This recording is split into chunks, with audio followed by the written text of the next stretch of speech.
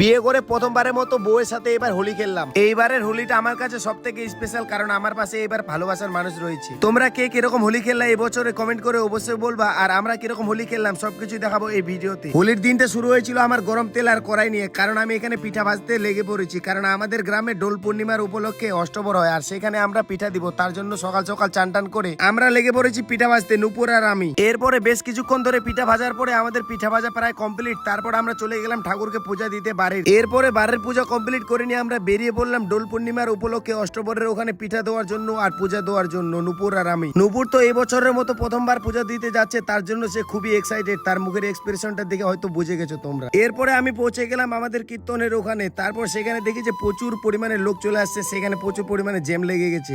একটু পরে আমরা প্রায় পুজো কমপ্লিট করে নিলাম। সেখানে পুজো দেওয়া কমপ্লিট করে নিয়ে বাইরে একটা শিব মন্দির ছিল, শিব মন্দিরে ওখানে ভালো করে পূজা দিলাম। তারপর চলে গেলাম আমরা কীর্তনের ওখানে পুজো দিতে। তারপর বেশ কিছুক্ষণ ধরে পূজা দেওয়া কমপ্লিট করে নিয়ে দাদুদের সাথে লেগে পড়লাম রং খেলতে। নুপুর তো এখানে খুবই মজা নিচ্ছিল, কারণ পাড়ার সব দাদুদেরকে নুপুর কম বেশি করে সবাইকে রং লাগিয়েছে। আর হোলির দিনে রং লাগাবে না তাই কোনোদিন হয়, তাই তো নুপুর সবাইকে কম বেশি করে রং লাগিয়েছে। এরপরে একটা কাকিমাকে রং লাগিয়ে দিল। এরপরে বাচ্চাদেরকে আস্তে আস্তে করে কম বেশি সবাইকে রং লাগিয়ে দিয়েছে। এরপরে আমাকে দিল।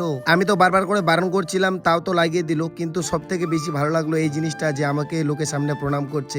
আর এরকম ভালোবাসা শ্রদ্ধা সব স্বামীর উপরে সব বউয়ের থাকা দরকার, যেরকম আমার বউয়ের আছে। এরপরে হঠাৎ করে একটা কাকিমার সাথে প্ল্যান হয়ে গেল যে কুল খেতে যাবে, তার জন্য লবণ নিয়ে চলে গেলাম কুল খেতে। আর আমরা হোলি খেলা অবস্থায় কুল খেতে চলে গেছি। ভাই রে ভাই, আলাদাই ফিলিংস একটা। তো যাই হোক, এই ছিল আমার বউয়ের সাথে স্পেশাল হোলির দিন। আর তোমাদের হোলিটা কেমন কাটলো কমেন্ট করে অবশ্যই বলো।